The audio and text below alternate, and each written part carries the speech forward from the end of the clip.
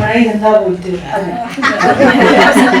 इतनी जोर से मैंने बोला अभी जय गुरुजी और आवाज कुछ नहीं टाइम फिश पहले होती थी ना, जय गुरुजी। दिसंबर जा रहा है, इतनी गर्मी हो रही है और आपके अंदर से आवाज ही नहीं निकल रही।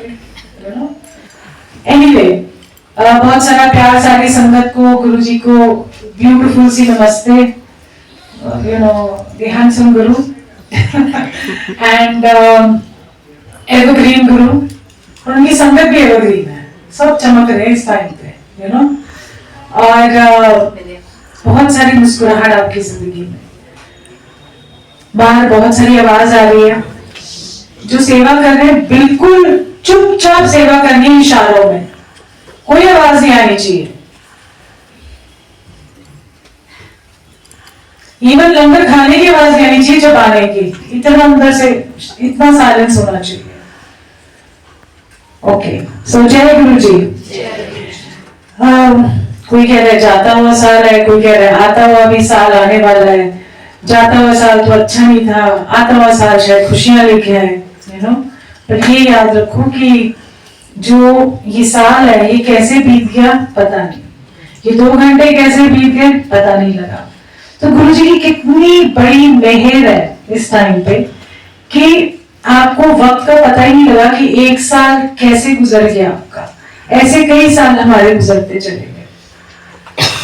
और जिसको कहते हैं ना, बहुत सारे हमारे ख्याल जो उतर के आते हैं, आज भी मैं ख्याल क्या उतर के, जो वो कहते हैं ना गुरुजी का हमेशा होता है कहना तीनों सुनाना नून, वही वाला हमारे के साथ तो ये रहता है।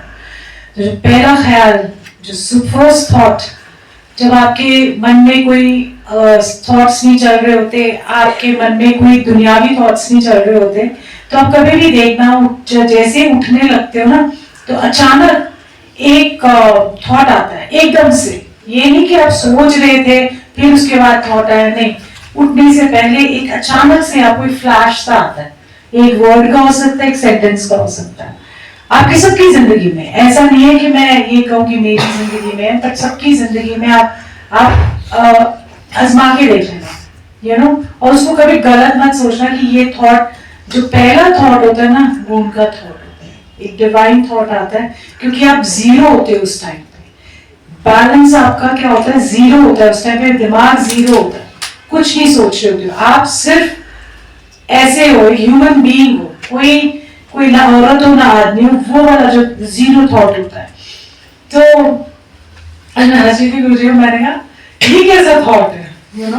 मन में सोच रही थी, ऐसी जैसी उठी तो उन्होंने बस यही बोला कि पहले अपने आप खुद से रिश्ता बनाओ, फिर दुनिया से रिश्ता बनाओ।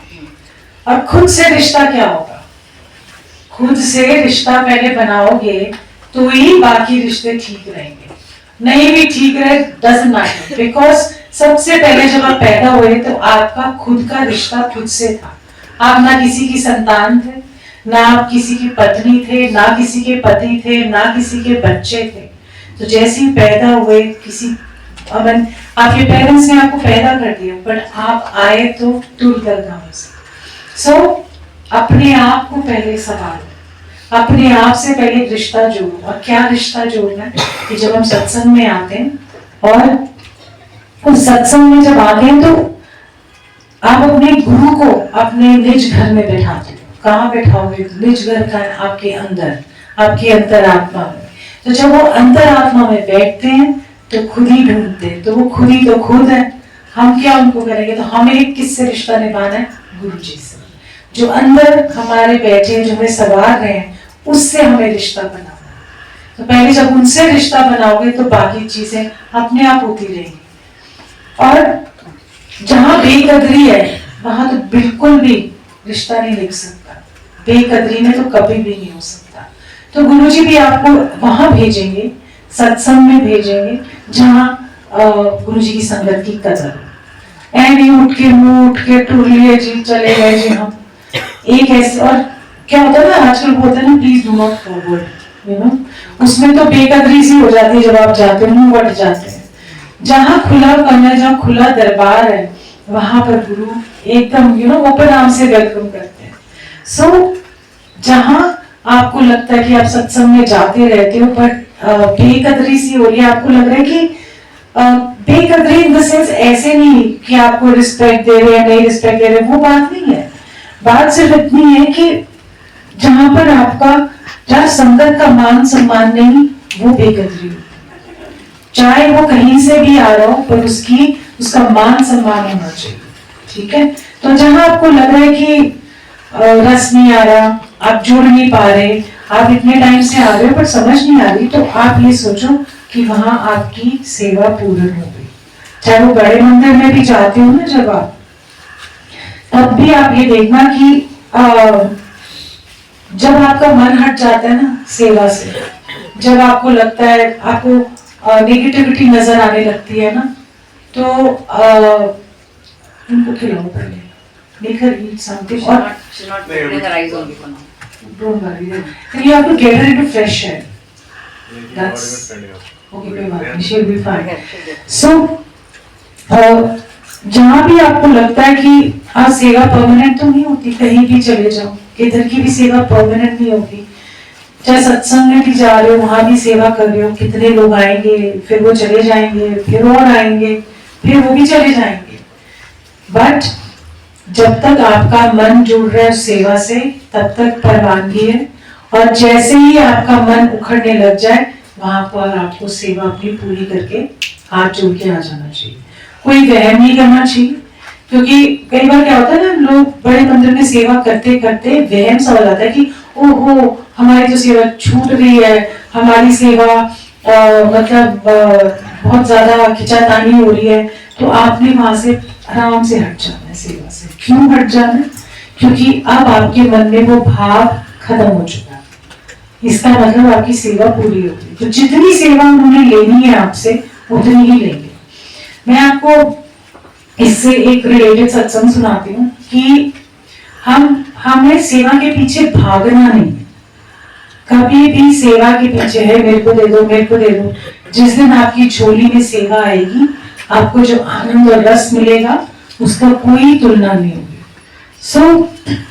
ऐसे ही जब दरबार था वहां पर, तो हमने दरबार में भी सेवा करनी और मंडे को भी बड़े मंदिर भाग जाना, और पहले दरबार में शिव जी की सेवा करनी, फिर बड़े मंदिर जाके भी वहाँ छोटे छोटू से शिव जी होते थे गुरु जी के वहाँ कमरे के अंदर, एंड वहाँ जो फ्लावर वास थे। अब तो हाईटेक हो गया ना सारा कुछ, पहले फ्लावर वास थे और वो ब्रास के थे, तो हम वहाँ जाके उसको भी चमकाते थे। वहाँ जहाँ झूला पड़ा होता था गुरु जी का, पड़ा हुआ है मतलब, वहाँ हम वहाँ बैठ जाते थे, कोई परवाह नहीं, संगत भी आए जा रही कोई भी हो, हम तो अपना ऐसे लगे जैसे पता नहीं कौन सा काम करने जा रहे। ये भी हुआ, जो सेवा मिल जाती थी हम वहाँ कर लेते थे। ऐसे करते करते क्या होता है कि आपकी एक दूसरी जिंदगी भी होती है, आपकी घरेलू जिंदगी, तो वहां पर अफेक्ट करना शुरू हो गया।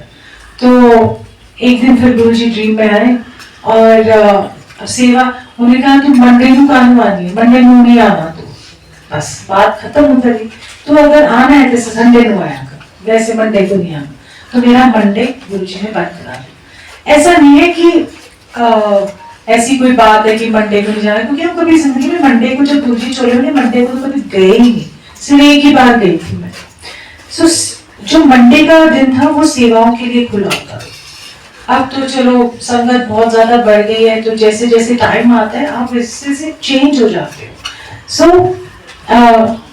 उन्होंने अपने आप ही बंद करवा दिया, और वो दिन आजकल उन्होंने कभी मंडे को गई नहीं ना, अंदर से कोई इच्छा हुई मंडे को जाने की, और ना लगा कि जो हुक्म है वो हुक्म है।